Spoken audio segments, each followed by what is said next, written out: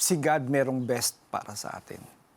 Sa iba't ibang sektor ng ating lipunan, sa buhay natin, gustong ibigay sa atin ni Lord yung the best. So tayo po'y manalangin.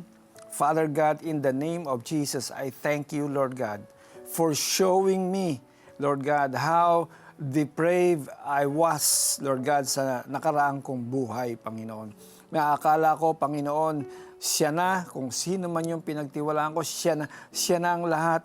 But the truth is, siya ang hadlang para hindi ko marating ang magandang plano mo sa aking buhay.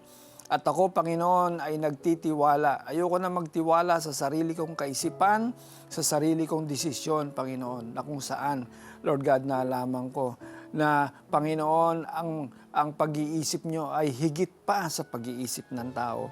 Ang kapamaraanan nyo higit pa sa kapamaraanan ng tao. Kaya, Lord, I willingly submit to you. I surrender my life to you, Lord God. And use me the way you want me to be. I accept you in my heart as my Lord and Savior. Panginoon, lalangad po ako kung saan niyo ako ginaguide, papunta po sa inyo, sa inyong kalooban.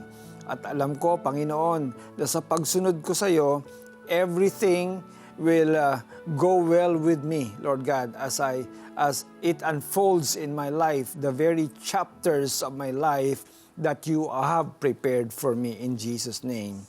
Amen.